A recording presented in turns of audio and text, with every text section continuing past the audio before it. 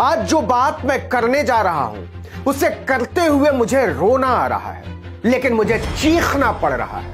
मैं चाहता हूं कि ऐसे किसी टापू पर चला जाऊं जहां ऐसे ढोंगियों की परछाई भी मेरी मिट्टी को छू न सके, लेकिन मुझे आपसे बात करनी पड़ रही है। मैं चाहता हूं कि ऐसे घिनौने गद्दारों से अपने वतन को साफ बचा लूं, लेकिन मुझे बताना पड़ रहा है कि सत्ता इन गंदे घिनौने लोगों की मुट्ठी में है। और महाहरामी वो मोहनदास करमचंद गांधी ने सत्यानाश पेल दिया। वो नाथूराम गोडसे जी को नमस्कार है,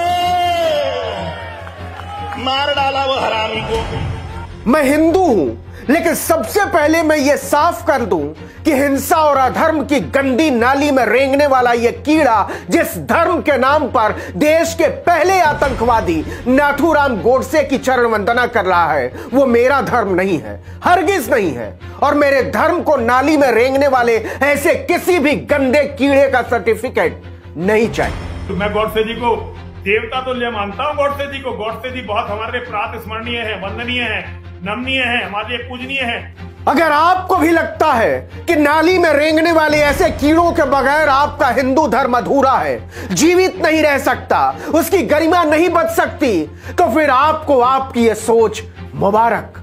निकाल लीजिए अपने बच्चों को सभ्यता की आधुनिकतम पाठशालाओं से और बैठा दीजिए कालीचरण के चरणों में, हवाले कर दीजिए यति नरसिम्हानंद जैसे गुंडे के, वरना कहिए मेरे साथ इन बजबजाते हुए कीड़ों को कीड़ा, लफंगे को लफंगा कहिए, गुंडे को गुंडा कहिए, कहिए लंपट को लंपट।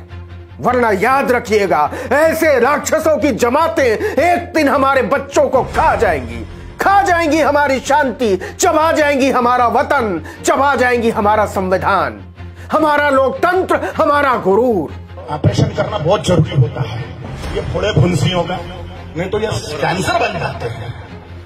ये कालिया कीड़ा बताएगा गांधी हमारे लिए क्या थे, क्या हैं और क्या होगी हमारे दिलों में उनकी जगह। और ये सत्यवादी है, ये राष्ट्रपिता बनने के लायक है, ये तो राष्ट्र का बुरा कपूत है, धर्म का गद्दार है, देश का गद्दार है, अपनी कौम का गद्दार है। जरा सोच कर देखिए कि ऐसे छटे हुए गुंडों, मवालियों, उठाई गिरों और नाली में रेंगने वाले कीड़ों की इतनी हिम्मत हो गई है कि वो गांधी को गद्दार कहे, अय्याश कहे, हरामी कहे, कपूत कहे और उसके हत्यारे की वंदना करें। तो इसकी ताकत कहां से मिल रही है?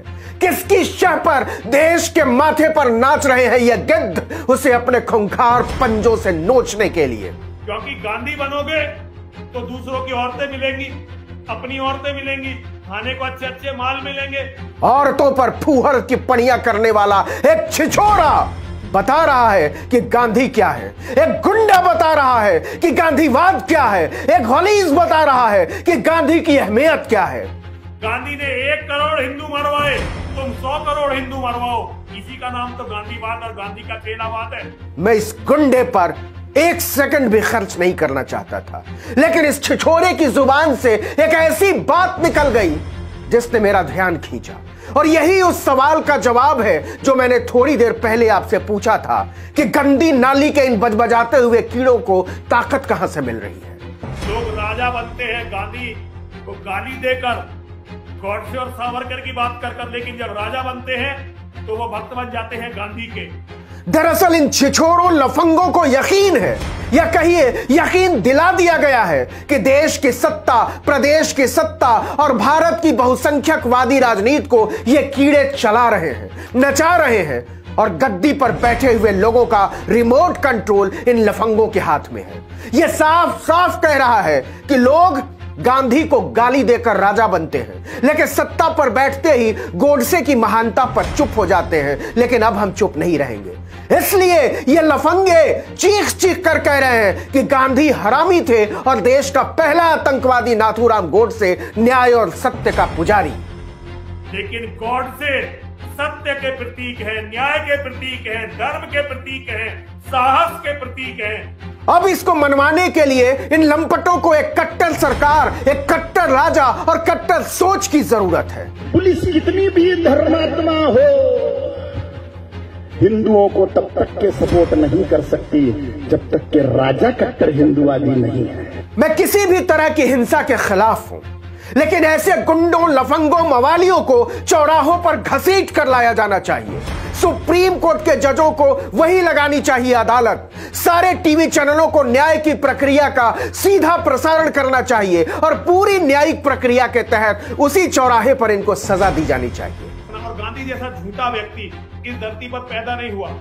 ये राक्षस गांधी को गाली नहीं दे रहे, हमको और आपको दे रहे हैं, हमारी चेतना को दे रहे हैं, बंधुत्व की अवधारणा को दे रहे हैं, संविधान को दे रहे हैं, लोकतंत्र को दे रहे हैं।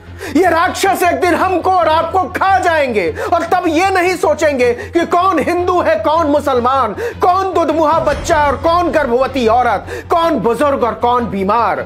ऐसे राक्षस औरतों के पेट में त्रिशूल भोग देते हैं और काट देते हैं रोते हुए जन्मजात की जीभ कटार से। मुझे तो नहीं चाहिए ऐसा हिंदुत्व, नहीं चाहिए ऐसा धर्म, ऐसा झंडा, ऐसा डंडा, ऐसा गुंडा। तो फिर किसको चाहिए? बताइए ना जज साहब, बताइए ना वकील साहब, कोई तो दलील दीजिए। बताइए कलेक्टर साहबान, बताइए मुल्क के निगहबान, बताओ मेरे मुल्क के कवि और लेखक, बताएं डॉक्टर और द्वारपाल, बताएं शहर कोतवाल, बताओ मेरे वतन की औरतों, बताओ बताओ बताओ। मैं ढूंढ रहा हूं वो पहली औरत जो अपने बच्चों को धर्म के नाम पर ऐसे लफंगों के चरणों में न्यौछावर करने को तैयार है। और महाहरामी वो मोहनदास करमचंद गांधी ने सत्यानाश पेल दिया। वो नाथुराम गोडसे जी को नमस्कार है, मार डाला वो हरामी को। मैं ऐसे बजबजाते हुए कीड़ों की परछाई से भी बचा लेना चाहता हूं अपने वतन के बच्चों को, औरतों को, बुजुर्गों को। और अगर आपको लगता है कि ऐसे बजबजाते हुए कीड़ों के बिना आपका हिंदू धर्म नहीं बचेगा तो मेरा नाम अपनी लिस्ट से काट दीजिए। गांधी तो एक गंदगी का ढेर था। गांधी अपने परिवार की महिलाओं को नहीं छोड़ा। कोई फर्क नहीं पड़ता ये महफिल कहां सजी, वो कौन लोग थे जो पीट रहे थे राक्षसी अट्टहासों पर तालियां। लेकिन राक्षसी अट्टहासों की उस सभा में भी एक संत था जिसने कहा मेरा धर्म इस नाली में रेंगने की इजाजत नहीं देता। क्या महात्मा गांधी सही में गद्दार थे? क्या महात्मा गांधी हरामी थे? अब उनके विषय में इस धर्म संसद से ऐसी बात, ये हमारा सनातन धर्म नहीं हो सकता। मैं बहुत क्षमा चाहता हूं आप सबसे, आप लोग भले ही बुरा लगा हो, लेकिन तीन धर्म संसद में अपने आप को अलग करता हूं, पृथक करता हूं। गांधी ने कहा था आप मुझे बेड़ियों में जकड़ सकते हैं, यातना दे सकते हैं, इस शरीर को भी खत्म कर सकते हैं, लेकिन आप मेरे विचारों को कैद नहीं कर सकते।